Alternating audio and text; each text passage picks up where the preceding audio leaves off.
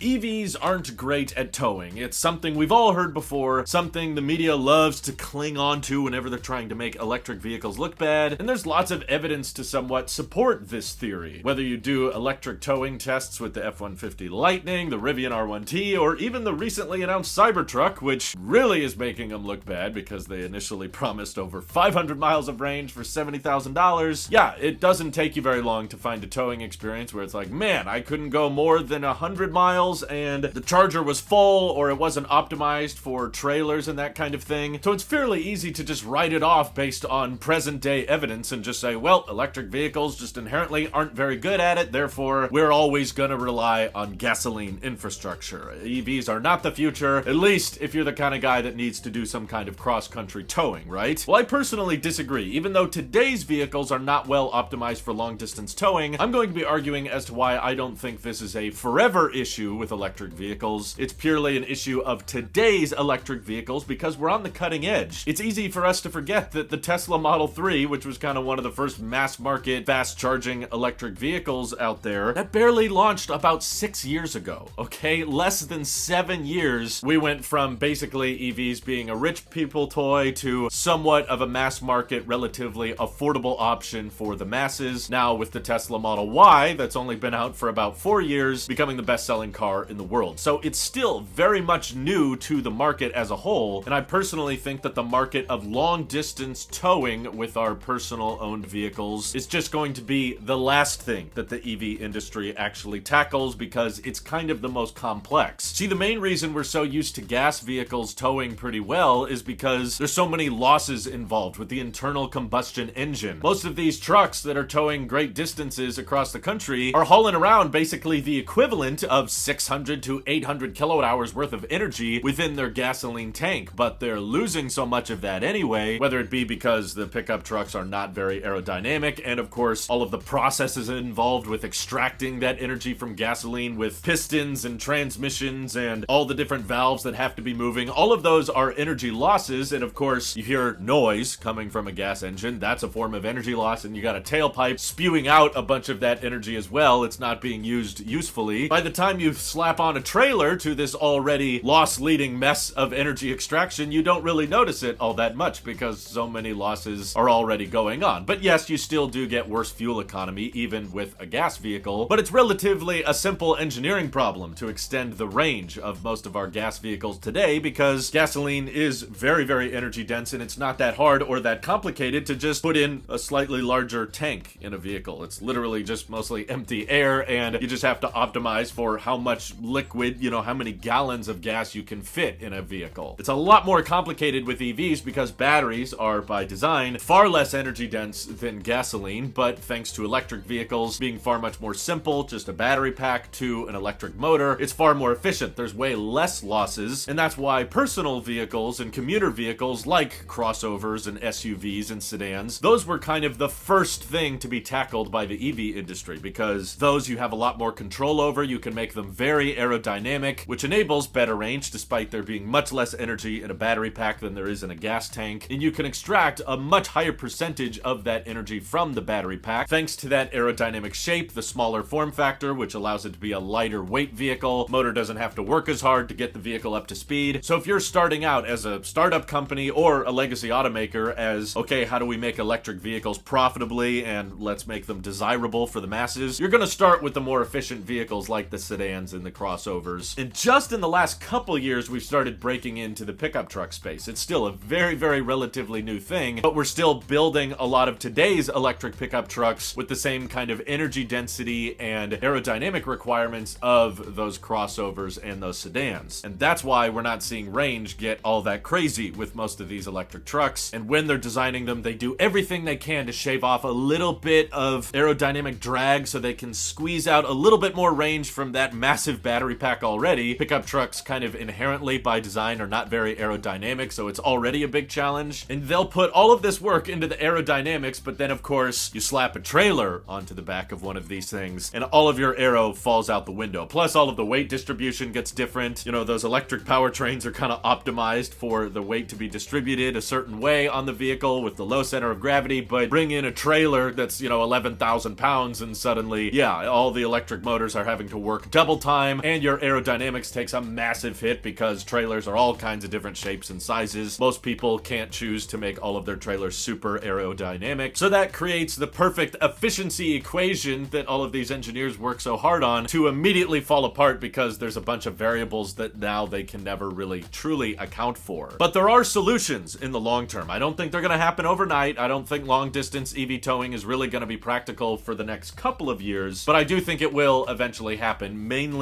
due to three main things that EV manufacturers need to eventually focus on. And there's a lot of subcategories, but I'm doing my best to keep this video somewhat short, so we're just going to be focusing on the three main things. The main one, that's the biggest elephant in the room, is we need more energy dense batteries. And every year there are energy density improvements to especially nickel-based cylindrical cells, like Rivian just came out with the Max Pack on the R1T, which is slightly higher energy density. It's the same number of cells as the large pack, and over time, as there's more and more demand for electric vehicles, there's more and more funding available for research that goes into how do we get more watt hours into each cell of the vehicle, and this has improved a lot over the last decade. I expect it to continue to improve for the next decade, but there's no way around it because you can't fight against physics, and no one knows exactly what kind of trailer you're going to be towing, but most trailers are usually not that aerodynamic anyway, so there's no way around it. In order to have good long distance towing with our EVs, we're going to need bigger battery packs, and they can't be, 9,000, 10,000 pound battery packs using today's current energy density cells like the Hummer EV, because for one, it's just not practical, it's not cost effective, and it's arguably not that safe to have vehicles on the road that weigh that much. Plus, when the vehicle weighs that much, it starts to not even be that cost effective against gasoline anyway. But that's just one piece of the puzzle, which will take some time, energy density of cells. The next piece, number two, is DC fast charging infrastructure. This is something that also inherently has to develop slower than vehicles because you can't just crank out DC fast charging stations in the same way you can crank out cars. You have an assembly line and you build products that are sitting on wheels, and then you can roll those products out to whoever wants to buy them. But with DC fast charging, it's a different story because you need permits, you need access to land, and you need to make sure that it's reasonably placed nearby highways and freeways. And a lot of you probably noticed that gas stations typically are mounted more centrally in a parking lot, usually under some kind of parking structure. And that's not on accident. They do that on purpose because gas stations need to have these giant fuel tanks always somewhat full so they're ready for whatever vehicles come by and pull fuel out of them. And those giant tanks, usually it's much safer to keep them underground. So if you're going to keep them underground, it's much cheaper and much more cost effective to make sure that you're not having to pump that fuel that far. So to maximize the amount of space in your gas station, it makes sense to put those pumps in the center of a big parking area. And that's just by design more easy for trailers and vehicles that are towing to just pull through and top off as they need, and then they can just keep on driving. Whereas it's a little bit of a different story, as many of you probably noticed with DC fast charging stations, because they don't have giant fuel tanks. They need to worry about just a few electric cabinets that can pretty much be placed in any old parking lot. You'll often see superchargers or EA stations that are just in grocery store parking lots or right next to strip malls, and because of that, it actually makes a lot more sense to put them alongside parking areas. And because EVs typically take a bit longer to charge than it does to refuel a gas tank, it also makes sense to have far more charging stalls than you do at a typical gas pump because it's far cheaper and also more practical to just have 20, sometimes 30 supercharger stalls all in one place, and it's much easier to lay those out if you put them off to the side of a big parking lot than it would if you tried to lay it out exactly like you lay out a gas station. Of course, Tesla's trying to build as many DC fast chargers as they can, not just for their vehicles, but for all EVs now. And the most cost-effective way to do that is to put them sometimes alongside most parking lots so that you can charge the most amount of EVs simultaneously. And while that is more efficient and cost-effective to flooding the market with tons of superchargers available, it by design makes it kind of harder if you're towing because a lot of these stations don't have pull-through stalls, although we are seeing a little bit more of a push thanks to companies like Rivian with the Adventure Network trying to make pull-through stations more viable. And I do think with time there will probably be a way via over-the-air software update to let customers know which superchargers and which DC fast chargers have pull-through stations that are optimized for trailers. Right now they're not really doing that, but I don't see really any inherent limitation that would prevent them from in the future enabling that. Like, I could imagine a future where you get in your Cybertruck and you're towing with it now, so you put it in trailer mode because the vehicle is going to behave differently when it knows there's a ton of weight hanging off the back, and when it knows that there's a trailer attached, it could automatically route you just to superchargers that have pull-through stations available. And there's even ways via software that if a customer that pulls into a supercharger that does not have a trailer attached tries to charge at one of the pull-through stations, you can have a pop-up that says, hey, there's another stall available that is not optimized for trailer pull-throughs. Or at least you could have that pop-up only show up if you know that there's a vehicle with a trailer that's en route to that location. You could say, hey, please move over, someone's actually going to occupy that stall. Unless, of course, all the other stalls are occupied, then it's a different problem. But the other big infrastructure change is not only more of these pull-through stations, but also faster charging capabilities. Because if we're going to be expecting the great long-distance EV trucks of the future to have 200 or 250 kilowatt-hour battery packs, there's still going to be a pain in the butt to charge if they max out around 200 and 250 kilowatts, right? That's still not fast enough. So these EV trucks of the future are absolutely going to be more dependent on 800 volt to 1000 volt fast charging, and that should enable them with less amps to be able to hit 350 kilowatts, 400 kilowatts, much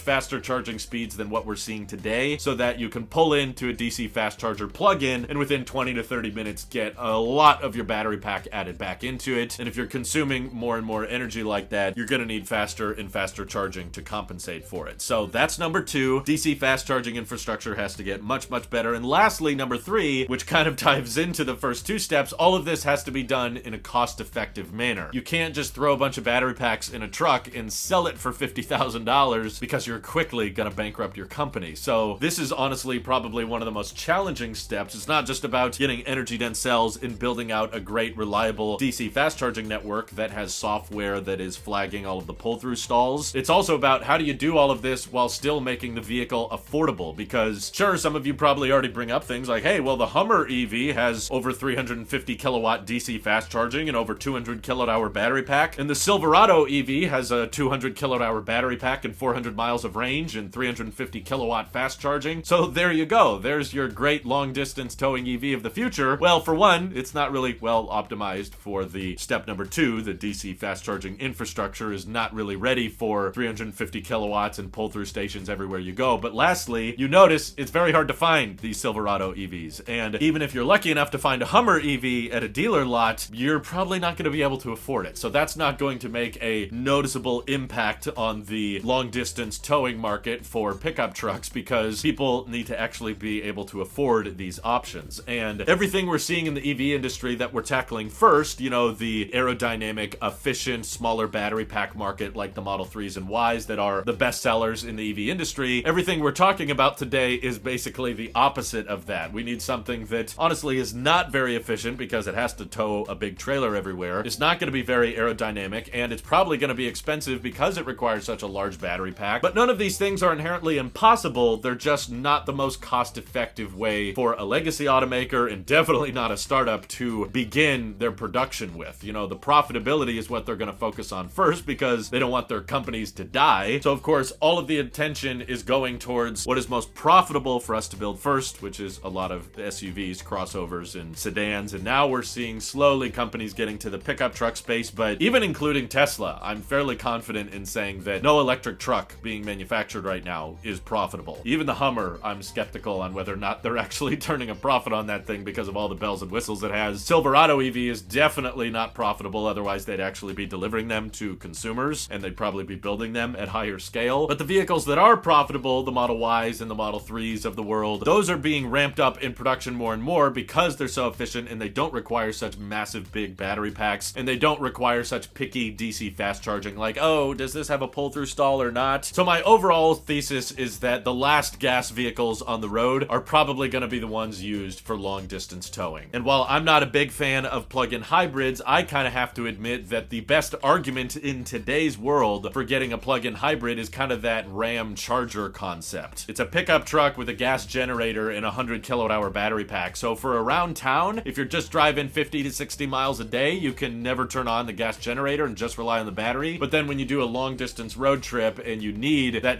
700 mile range, because with a trailer that's going to turn into 300 mile range, that's when you turn on the gas generator and rely on gas stations, which are everywhere. Most of them are pull-through optimized and great for trailers. So you have that gas backup when you need it, but then when you're not doing the long distance towing, you just use the battery pack. Again, I really don't like relying on gas infrastructure if it can at all be avoided, but for those markets out there that do care about the long distance towing, yeah, I got to admit it, that approach does seem pretty tempting. But I do think long term, the DC fast chargers will get better, and there will be more software features to let you know which stations are pull through, so you don't have to unhook your trailer every time you charge, because that gets annoying really fast. And also, we're gonna need 500+ mile range pickup trucks, which there's no way around it. Even if you make them super aerodynamic, you're gonna need 200 kilowatt-hour battery packs, because once you slap a trailer on the back, all of your aerodynamics and weight distribution gets thrown out the window, and we're not gonna get battery packs in vehicles like that are affordable and able to scale up in production for quite some time. We're gonna need much